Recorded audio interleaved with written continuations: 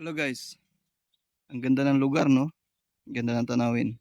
Yun guys, napajingle lang ako dito. So everyday na nagta-travel ako, nakikita ko lang to guys, napapansin ko to. Bago, ang ganda tingnan di ba?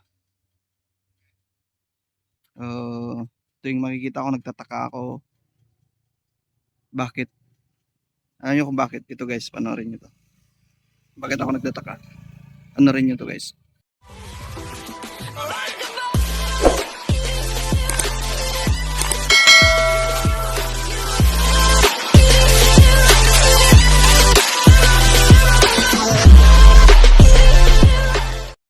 Ayan.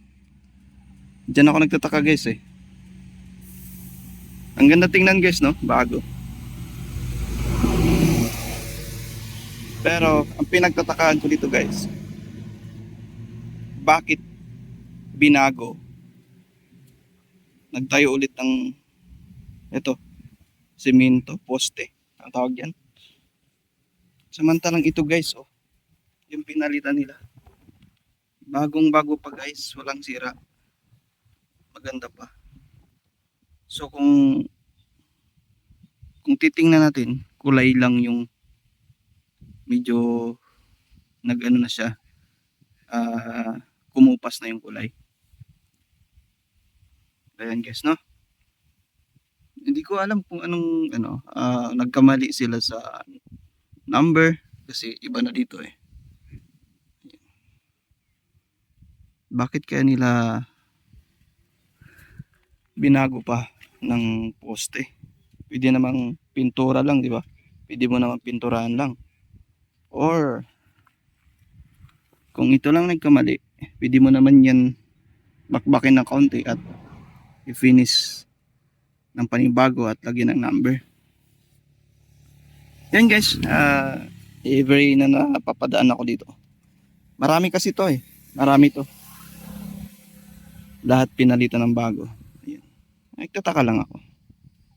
Kasi, siyempre, bago. Alam naman natin yan. Marami. Milyon ang halaga niyan guys. So, yun lang.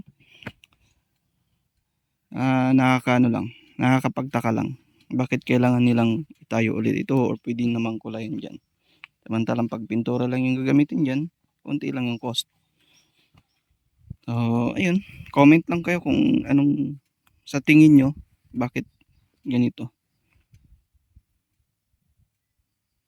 Kailangan baguhin. Na pwede naman pintura lang.